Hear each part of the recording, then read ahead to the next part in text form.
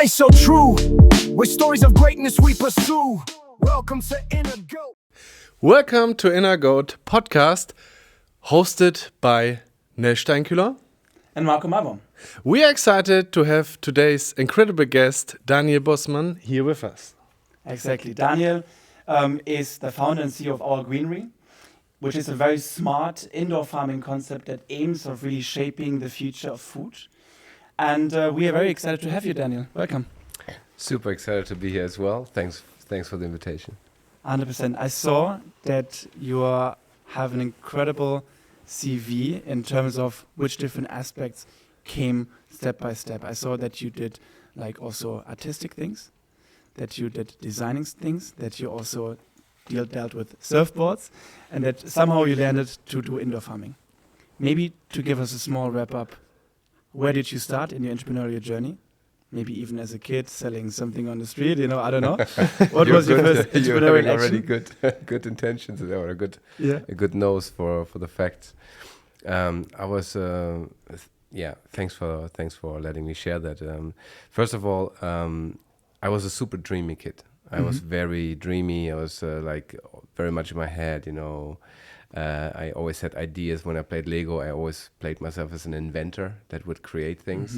So I'm super, super glad and happy that I actually brought so many products into the world, including the product that we maybe talk more about today. Yes. As a 7-year-old or 6-year-old, I walked around on our little inner yard. We had like a flea market thingy, and I would always buy at other people with big blue eyes, like games, would negotiate them down, like board games, and then I would sell them for like a bit more. No way. So my mom knew already this is gonna be a bit of a devilish trader. Yeah. My first entrepreneurial journey, I would say, was I have two best friends. I have them since ever, and I was 17. They both were 19.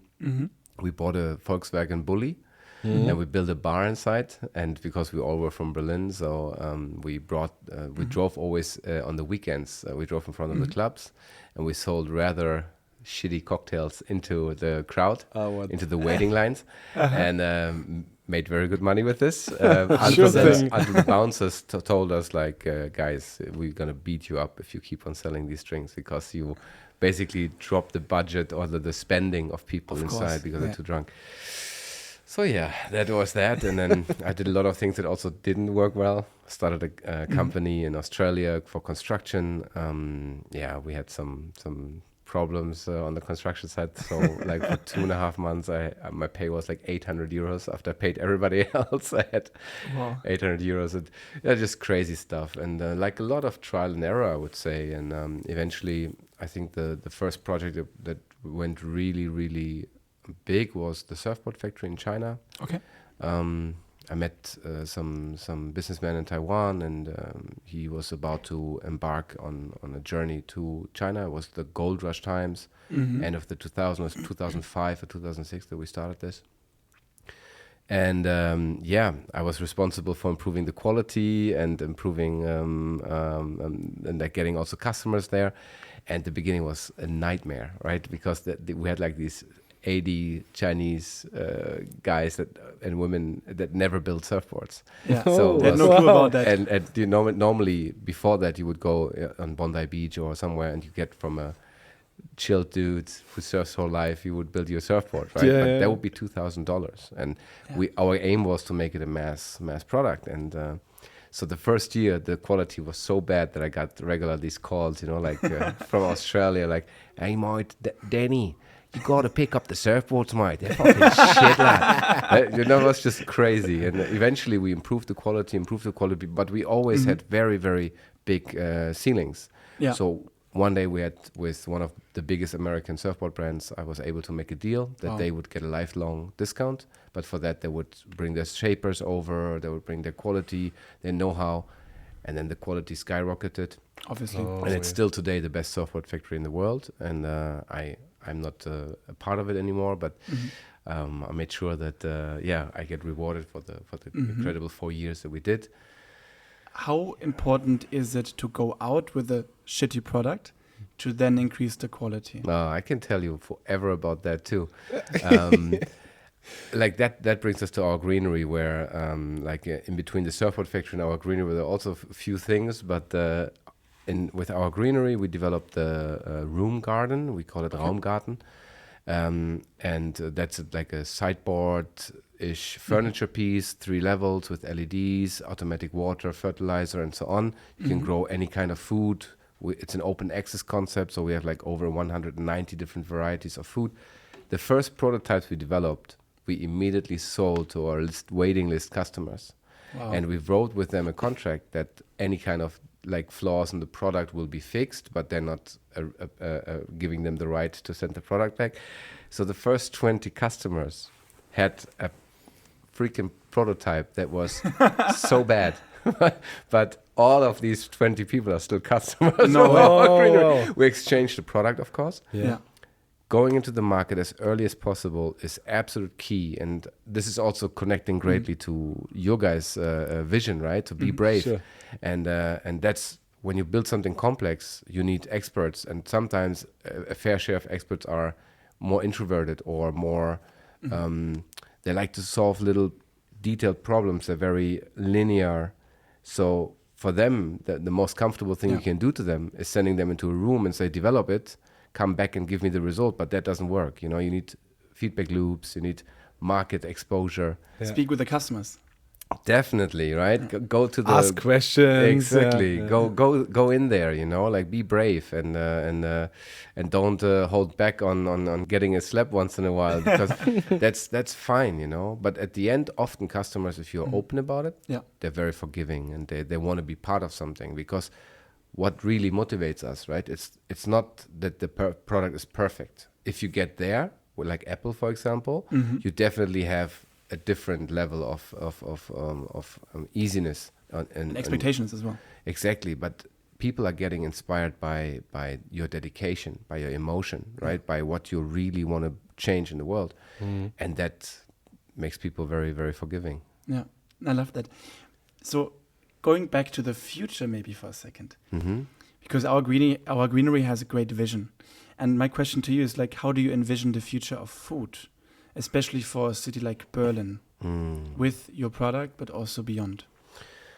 Yeah, first of all, I really don't want to hold like an exclusive right there. I think any company that works in the field of making food healthier and more accessible to anyone, reach out. I talked almost to anyone in my industry, because I feel like this is such a complex problem that we need many people to work on this, bring their energy and their mindset and their ideas into this. Yeah. How do I envision the future?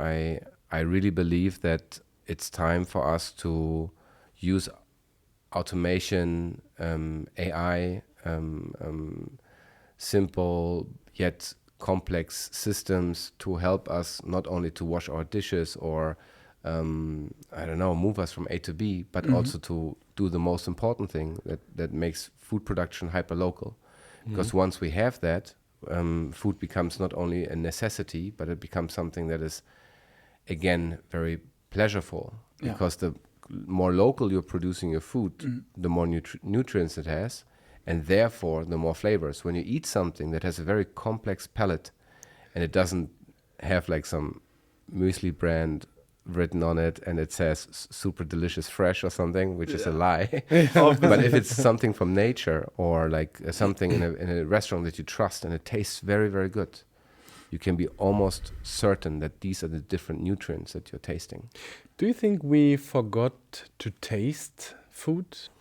I mean, I explore this journey with a lot of amazing people in this industry. Many of them are chefs and like of Michelin star restaurants.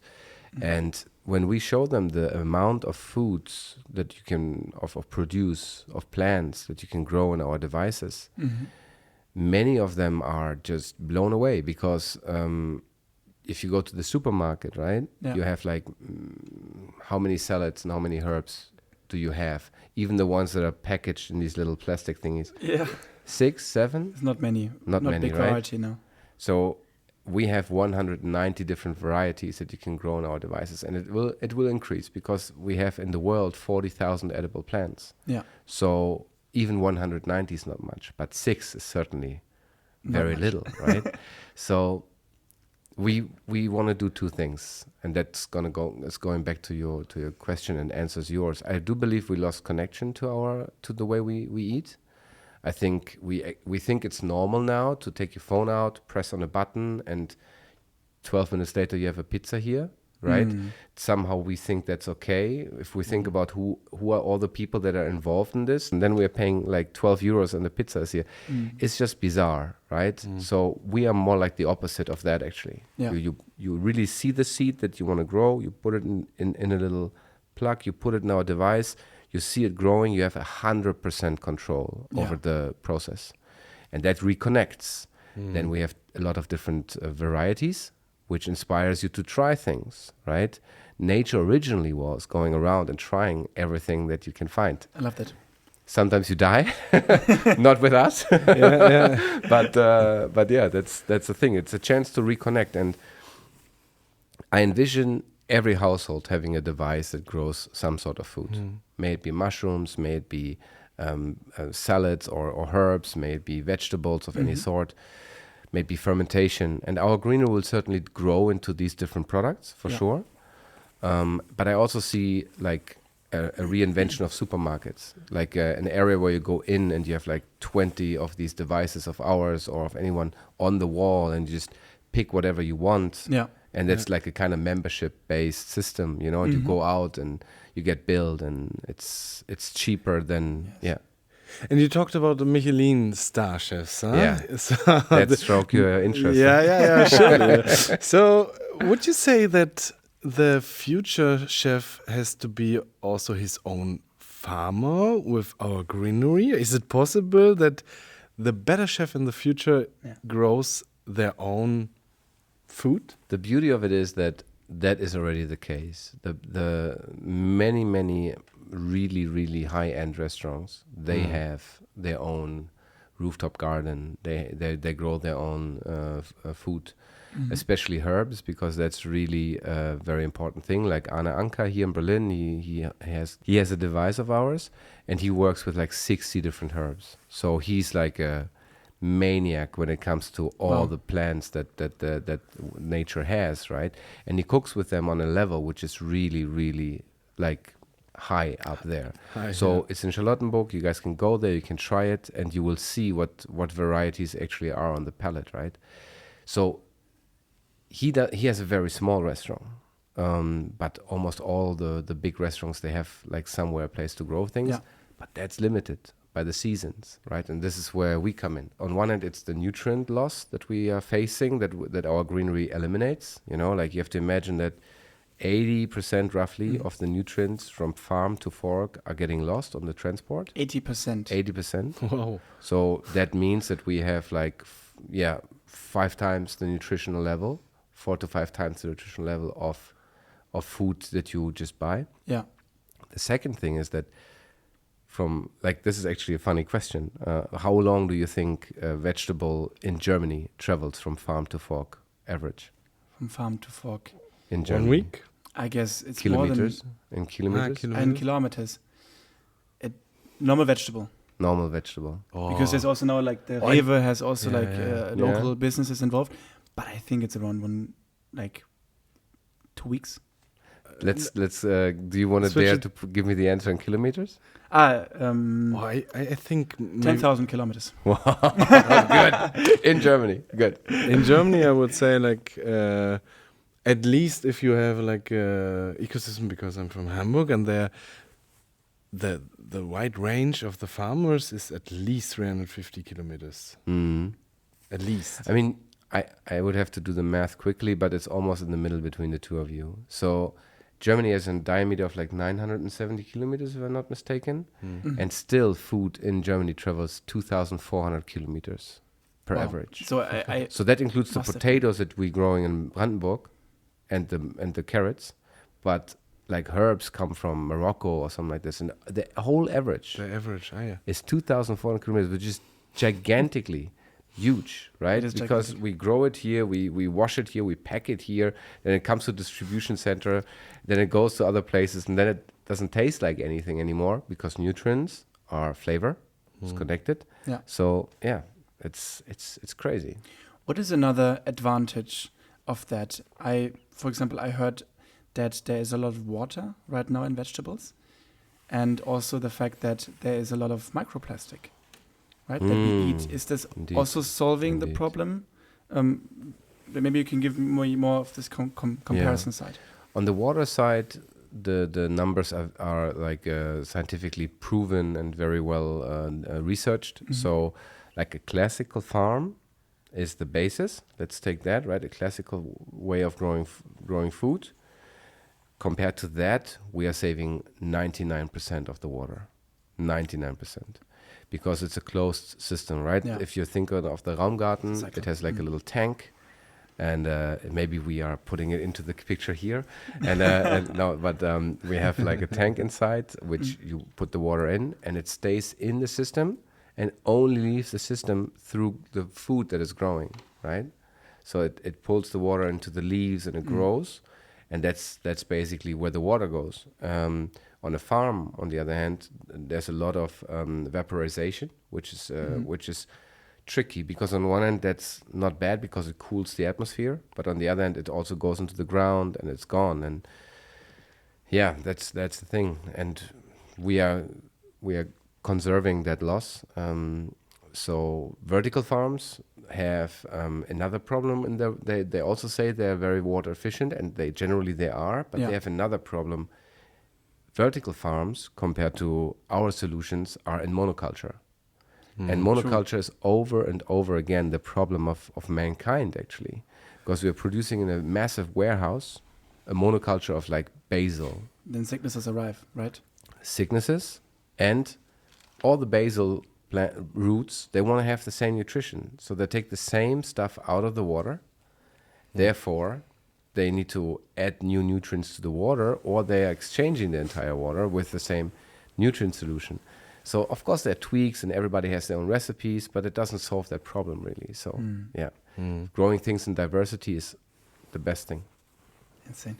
And for the end consumer, is it, because I think about you have a huge history also in being a designer, also as an artist. We didn't get there. We didn't get there, but I wanted to mention it right now because I think it's important. Because what you have as a product, how important are the aspects of design for your product?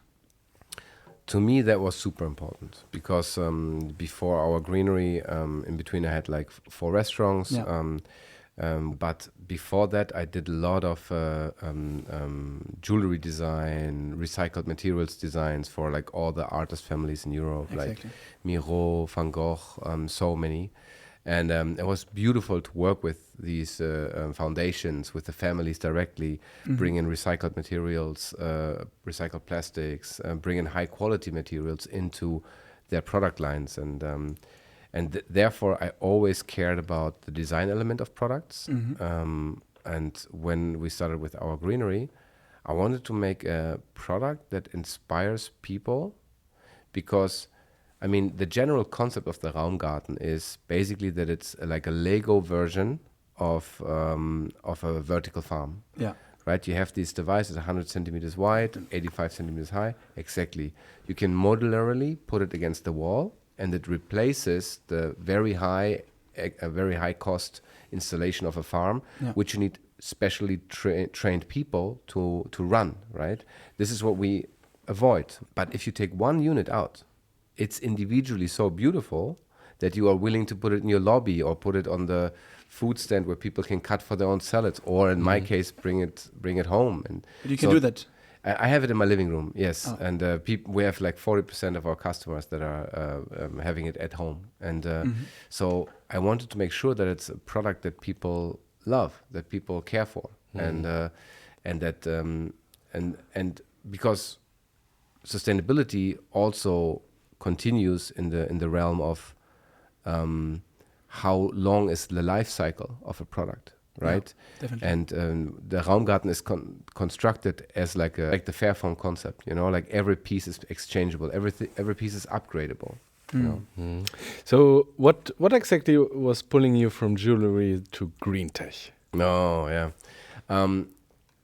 I remember I had this project with the Pergamon Museum here. I was hired to do 60 60 products within 9 months. So that whole experience of me then doing 60 products for them and realizing how much short-sightedness sometimes is in this process, right? And I don't want to. They're all great people, and they helped me becoming a better entrepreneur. But I realized if I really want to create impact, it needs to be a brand in itself. So I started several brands. Then the restaurants came, and I just wanted to keep on creating something that really makes a difference. And when I look back, of course, there are all these moments that I created an impact. Like I changed together with my team back then the way how we are surfing. Now everybody can surf, or like craft beer when I brought it to Berlin, or like other products that I invented with my customers together. Yeah. So but I realized that if you really want to create a change that changes, for example, our relationship with food, and I didn't talk yet about where this actually came from, like why did we start with our greenery, but so I realized that it just needs to be a big company. It needs to be a company that that really only focuses on this one thing, and this is where we are. Yeah. Beautiful. I mean, not a big company yet. We're on the way. We're scale up now, about to become profitable. But it's super exciting. Would you say you have ignored a common career rule in your life? What is maybe in the end was working out totally? I would say I ignored pretty much every career rule there is. Sounds gorgeous. Twice I started to study and twice I dropped out. But I realized the opportunities that I'm missing out by studying are greater than what I'm gaining, right? Today, of course, I'm looking back and I don't have like an alumni or like a big like WHU network or something like this. But I actually also don't need it. But that makes it easier in fundraising, for example, right? If you have like these stamps on your CV, sometimes investors want to see that as well. Yeah, that's true. But you can definitely do it without as well. And then in China, I started to study, in Taiwan, I started to study sinology. So that's Chinese, traditional Chinese Mandarin with calligraphy. And that was amazing. I loved it. But then the surfboard opportunity came up. So for me, it was clear, right? I have to go there. So I think sometimes we believe we have to finish something. Yeah. If it speaks against your core values or your conviction, don't finish it, right? Like, don't waste the energy to go all the way, because then you have to go back, especially if you're compromising. What brings you out of balance also requires you to work on yourself, right?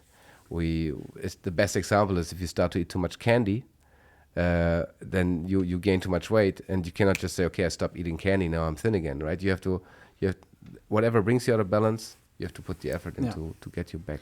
I think it's super important what you say now. I think also it speaks to a lot of people, because especially in Germany, we are grown up with this belief sentence of, oh, you have to finish this and that because you started that. Or you invested in something, of course you have to bring it to an end. And I think it's more like the American belief system maybe, to finish fast and to start fast. And that's an aspect I really like, and I feel like you're also very connected to that. Yeah, I do connect to this. I believe that the true secret for me in my life is definitely dedication. I believe that when you have your compass right, and that takes trial and error, right? I mean, I often talked with friends about this when they're like feeling a little bit out of balance, or they don't have this orientation, right? Try as much as you can. Don't put so much pressure on yourself. Find things out. Get your fingers dirty or get lost, right? Radiohead is my favorite band, and Tom York said in one interview, I like to get lost and I don't want to be found, because that's true. You have to experiment. You have to try stuff, and then eventually you can take all these little experiences, and then you can reform them, and then you have your North Star or your belief system or your compass. And then if you have a conviction, dedicate yourself to it. Don't do compromises. And that's really, to me, the key to a happy life, right? Because you can dedicate yourself in almost anything. and we feel it, right? I mean, I come into the studio and you put so much dedication to the surroundings. You make sure that people feel welcome, I mean, the organization up front was amazing, right? So just a few props, and that means you're dedicating And yourself. thanks a lot for our team surrounding us. Yeah. Props for us. That actually brings me to an important question, right? Yeah. How important has been team for you? Mm. And how did you ensure that you have had the right team? I mean, team is really everything in life, in a company, in a startup. I mean, my core team are my two brothers, right? I mean, Really? it's Nice. yes. With one of them, with Florian, I founded our Greenery. The other one, Dominic, is like I'm the oldest, Yeah. but I'm learning the most from them. I would say. That's beautiful. It's just crazy. Like my middle brother, he's through construction, he develops houses. I mean that we're struggling here, In Berlin especially. and he's he's so on target, right? I'm more like calling myself a visionary. It sounds so cheesy, but I have a very collateral mind. I see a lot of different things, and I like to connect them, and I want to connect people. I feel happiest when I connect people. So, but he's very linear, so I learn a lot from him. And Florian is very secret, very laser focused, right? So I'm learning a lot from them. So this is my core team. Then there's my partner, of course. She's incredible. She's such an amazing person. So that's my core team. And then at our Greenery now, I have with Christina another co-founder, which is so skilled, so professional, so accurate, right? I know I can get with her scaling done and the next step of that, the next challenges that we have. And Matthias and Ludwig and all the other people in my team, they're like really, really making this company go. Because as if you're a good CEO, if you're a core founder of a company, you basically bring everybody all the time into their strength role, and you make sure that they're feeling good about where they are. Yeah. But you are not you're not dictating, right? You're not forcing the logic. You've nudges. Exactly. I mean, that's my style, right? And that allows me, if the trust is then there, because they feel enabled and strong, they're open to my ideas. And then we are getting into this very fast way of growing with each other.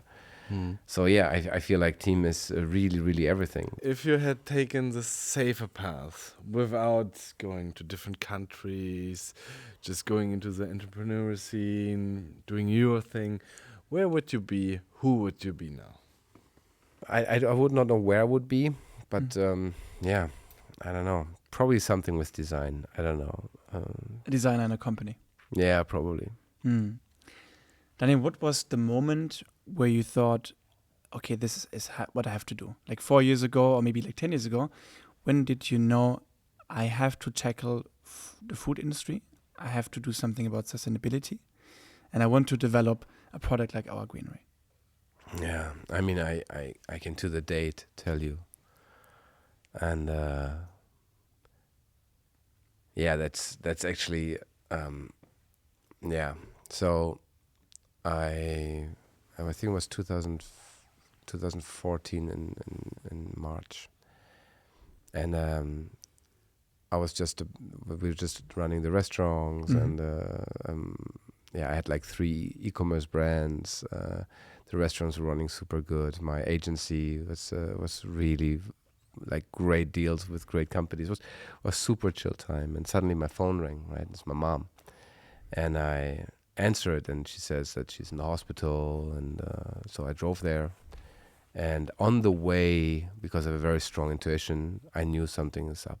And I went there, and then, you know, like I was sitting on the bed, and the doctors before me told me that they will drive down her immune system. It's a certain type of cancer, and I was like, oh, okay, what's going on, right? And then you're sitting there with this suit and the mask and your hair, and you have to cover everything that comes from the outside, basically. Okay. You have to disinfect your hands. I've disinfected my hands like 20,000 times. I don't know. So you know, I went in there. I sat on the bed, and you hold your mom's hand, which is the strongest person that you know, right? And then everybody, like, you feel completely powerless. There's nothing you can do. And then suddenly the door opens and a nurse comes in. And she has a tablet and it lowers. And I'm holding my mom's hand and I'm looking on this tablet. And it had like a white bread, like a bread roll, a piece of chemical cheese, a slice of mortadella, a little plastic wrapped piece of butter.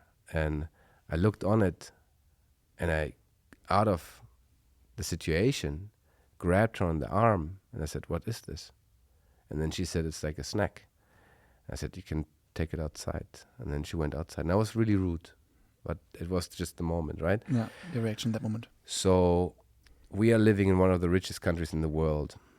And when somebody is sick, they get unbelievably terrible food, right? So I went outside. I went to the doctor, to the head doctor of this floor, and I said, "What's going on here, right? I mean, what is this?" And then we talked, and then like he said, "No, this is like budget questions and blah, blah, blah, blah, blah, blah." So crazy. For 1.5 years, my brother and I brought self-cooked meals to my mom and the 5 people in her room. And we continued to do this. I hired a chef. It was crazy. I know today everything you should eat before, during, and after a chemotherapy. And, you know, it's absolutely insane. It has nothing to do with what people tell you. You shouldn't even eat fruit during a chemical therapy.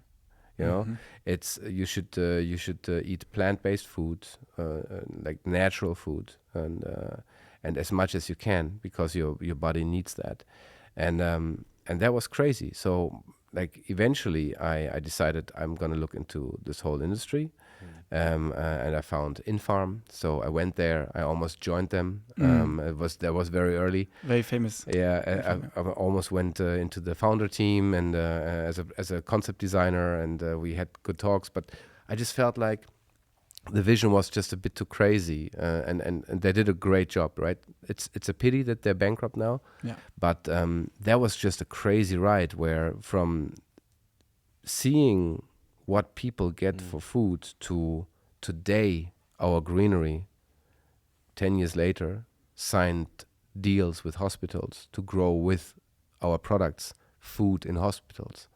It's just a crazy payoff, right? It's a big change that you were able to do. I mean, today we really help people to recover faster through healthier food, and that's just crazy to me, right? I get goosebumps. Me too. Yeah, me too. It's an incredible story. It's crazy. Daniel, unfortunately, we have to come to an end. Yes.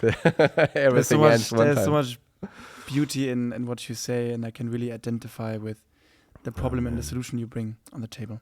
Thank you. What we normally do with our guests is we ask them for a concrete challenge. We call it the GO challenge.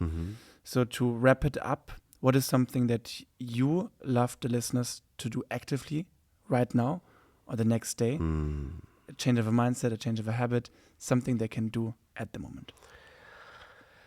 I mean, this goes out to, I think, everyone, and it's not really business related, but it will help in the long run, right? I mean, the center of the podcast, as far as I understand, is to inspire people to believe that they can make a change, that they can become the person that they want to become, and so on and so forth.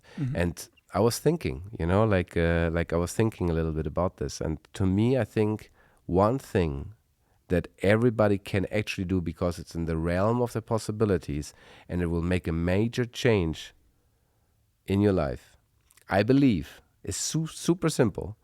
But we have today, Wednesday, next weekend or the weekend after, go to this one party, or go into a club, or go to this art exhibition, or go anywhere by yourself, right? Because this codependency can continue even to the extent that you're not trusting your own ideas. But if you go out by yourself, and I'm a social person, I love to hang out with friends and go dancing and everything. Yeah. But once in a while I do this. I go by myself. I went a couple of years ago, I took my tent and I went to Slovenia by myself, camping. It grounds me. It reminds me that I can decide where I put my next foot. Because if we are overwhelmed, sometimes we're so overwhelmed by issues, problems. We all face problems, right? That we know the best thing is to go to the gym now, but we just feel so limited and so held back. So take the one next step, right? Like get into the rhythm and just do it. And if you're on vacation or in a club and you're by yourself, the first part can be really a lot of negative feelings because suddenly you have to face yourself. But eventually it will pay off, and eventually you feel very comfortable doing these things. And I know there's a difference between, for example, a woman or a man traveling by herself, right? Because the sure. implications are different.